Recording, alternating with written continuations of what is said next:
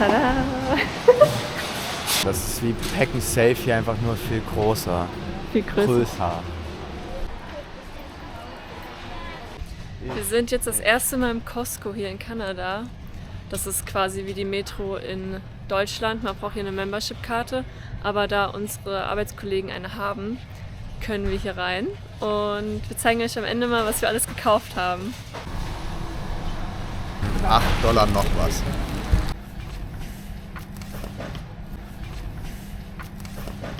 Ist es kleiner? Nee, gleich kostet. 6,6.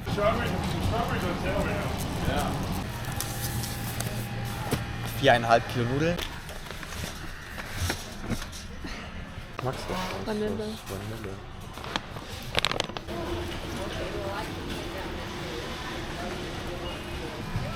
Was denkt ihr, zahlen wir für diesen Einkauf?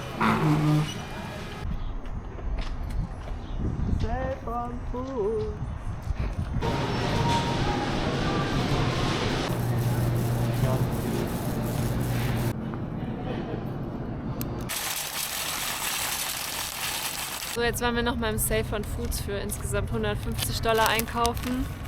Und das war jetzt unser Wocheneinkauf. Das sollte jetzt für ungefähr 2 Wochen reichen, hoffentlich. Na, mindestens. Im Costco haben wir übrigens $260 ausgegeben. Ja.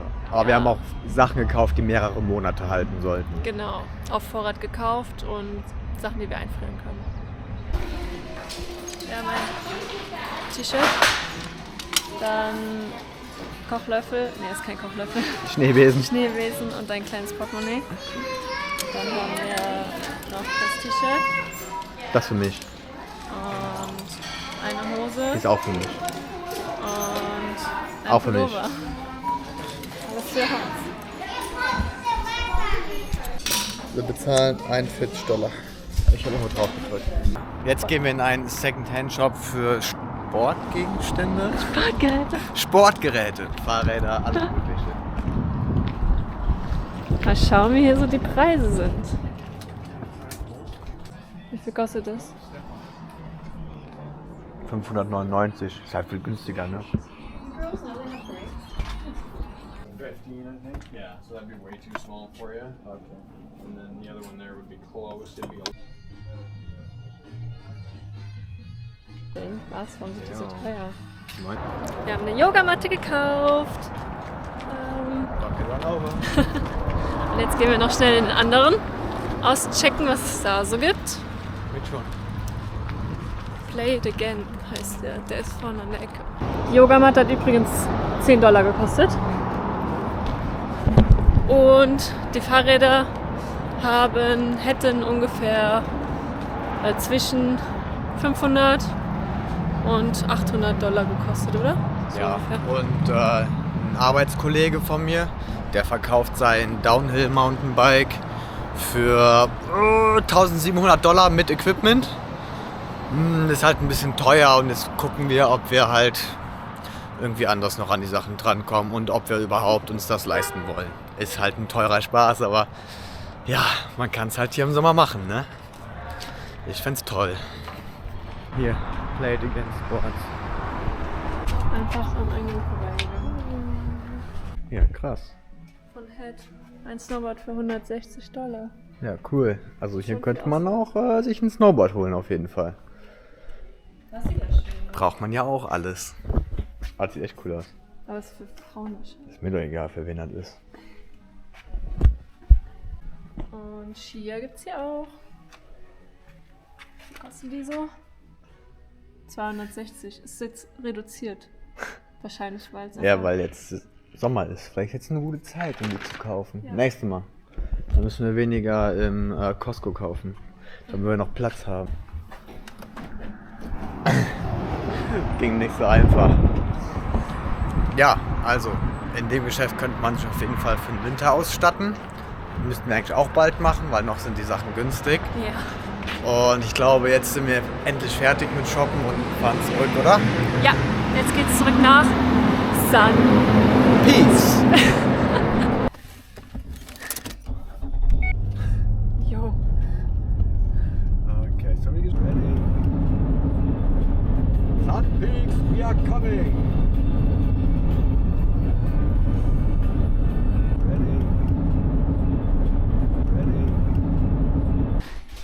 Jetzt heißt es mal wieder alles ausräumen. Ich bringe alles hier hin, okay? Okay.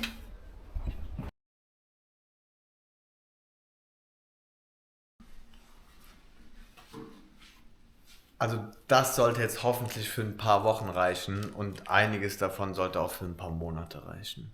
So, jetzt heißt es erstmal alles einräumen. Und wir haben übrigens schon jetzt die erste Arbeitswoche hinter uns. Also das Training ist quasi abgeschlossen, denke ich mal. Also bei mir beim Housekeeping war es recht anstrengend tatsächlich. Also man muss erstmal wieder reinkommen.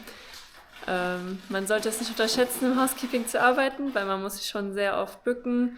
Vor allem das Betten machen ist auch sehr anstrengend. Aber die erste Woche war ganz gut. Wir arbeiten immer in einem Team. Also wir sind meistens zu dritt oder zu viert. Und die Apartments, die wir sauber machen, sind teilweise auch sehr fancy und sehr groß. Also sind wir dann meistens so eine Stunde beschäftigt oder 2 sogar. Ja, man muss ziemlich viel beachten, man muss an ziemlich viel denken. Zum Beispiel, wie man die Handtücher aufhängt. Und vor allem, weil die Apartments auch so fancy sind und die Leute so viel Geld bezahlen, muss doch dann am Ende alles perfekt sein nach dem Saubermachen. Und ich bin sogar am letzten Trainingstag jetzt, war ich sogar Teamleader, was eine große Verantwortung war, aber ist auch eine große Ehre und zeigt auch, dass sie zufrieden sind mit meiner Arbeit. Ich bin mal gespannt, wie es weitergeht und ja, wie die nächste Woche wird. Auch ich habe jetzt meine erste Woche hinter mich gebracht und es ist am Anfang vor allem sehr viel Information. Also den ersten Tag, da sind wir einfach nur durch den ganzen Ort gefahren und mir wurden alle Häuser gezeigt, wo wir im Prinzip die Wohnungen haben, wo wir dann hin müssen. Und ja, bei mir wird es so sein, ich werde recht viel alleine arbeiten. Es ist immer so, man kriegt morgens das Handy, das Arbeitshandy und dann habe ich Aufgaben für den Tag, die ich erledigen muss. Und das kann alles Mögliche sein. Jetzt die erste Woche habe ich das komplette Parkhaus gereinigt. Erst einmal mit so einer Kehrmaschine gekehrt und dann alles abgestrahlt mit einem Dampfstrahler. Das hat schon fast 2 Tage gedauert. Und dann sind es auch so kleine Sachen wie Reparaturen. Irgendwo hat ein Rauchmelder gepiepst, da fährst du dann hin, wechselst die Batterie aus. Aber ich bin auch noch nicht ganz fertig mit Auslernen, weil zum Beispiel machen wir auch noch die Hot Tubs sauber, die Jacuzzis. Und da gibt es auch immer ein Team für, aber ich werde wohl auch da ab und zu mal aushelfen. Das muss mir noch gezeigt werden, wie das gemacht wird. Manchmal fahren wir auch mit rum und strippen schon mal die ganzen Units, wo die anderen sauber machen. Das heißt, wir holen den ganzen Müll raus und wir beziehen alle Betten ab und bringen dann auch schon die neuen Laken dahin. Dann haben die es leichter und bei denen geht es schneller. Das sind einfach alles Sachen, wo man auch manchmal einspringt. Wir haben ja ein Handy für die Arbeit. Und da gibt es einfach so 5, 6 verschiedene Apps, die man so während dem Tag auch benutzt. Und da kann man dann halt ganz viele verschiedene Sachen einsehen, wie zum Beispiel die Türcodes für die ganzen Türen oder welche Aufgaben man hat an dem Tag, ob die Units momentan besetzt sind, also gebucht sind oder nicht. Ja, war ziemlich aufregend die erste Woche und das ist auch weiterhin noch aufregend, würde ich sagen. Und wir schauen, wie es weitergeht.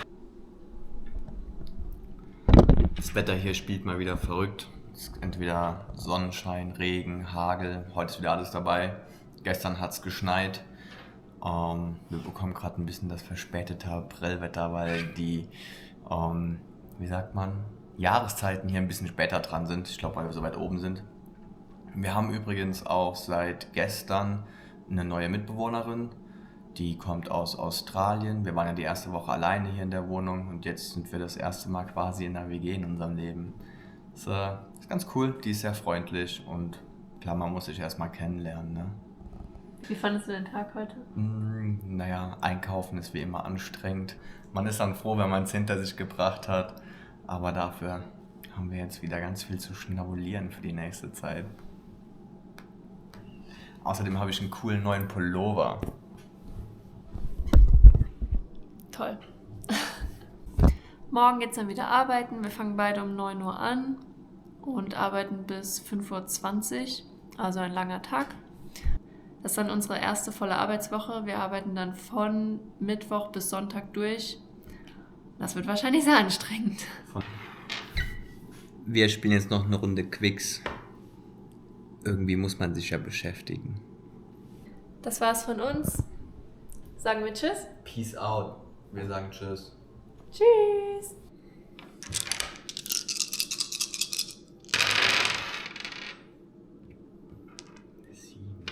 Kann ich aber nutzen. Oh, und eine 8. Das ist ja perfekt. Geil. Ich habe übrigens mal wieder gewonnen.